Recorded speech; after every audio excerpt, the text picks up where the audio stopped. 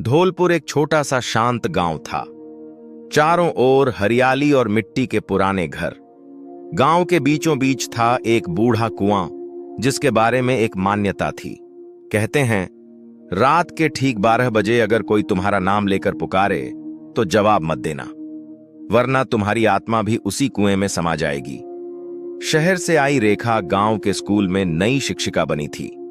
वह पढ़ी लिखी थी और इन बातों को अंधविश्वास मानती थी। उसे विश्वास था कि डर केवल मन का भ्रम होता है। एक रात रेखा देर तक स्कूल के कागजों में उलझी रही।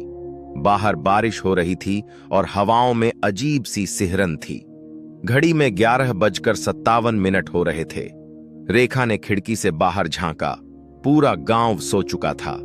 तभी अचानक किसी ने धीरे से उसका नाम पुकारा। रेखा ने ध्यान नहीं दिया। फिर वही आवाज आई, इस बार थोड़ी तेज। रेखा को लगा कोई मजाक कर रहा है। वह लालटेन उठाकर बाहर निकल गई।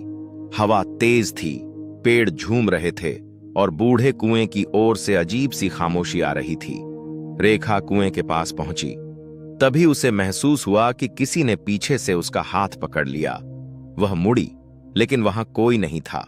घबराई हुई रेखा ने कुएं में झांका। कुएं ने माने सन को अंदर अंधेरा था। तभी कुएं से उसकी अपनी आवाज गूंजी, रेखा नीचे आओ। डर के मारे रेखा ने भागने की कोशिश की, लेकिन उसके पैर जमीन से जैसे चिपक गए थे।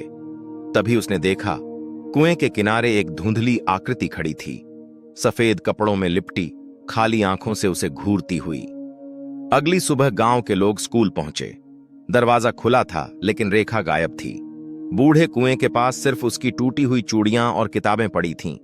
कुएं की दीवार पर खून से लिखा था, जो आवाज सुनेगा वह आवाज बन जाएगा। उस दिन के बाद से हर पूर्णिमा की रात गांव में एक फुसफुसाती हुई आवाज गूंजती है। कोई किसी का नाम पुकारता है।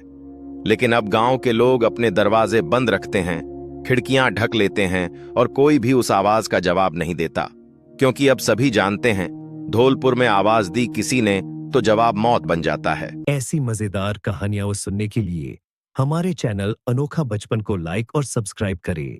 आपका एक लाइक हमें अच्छी कहानियां बनाने के लिए प्रेरित करता है।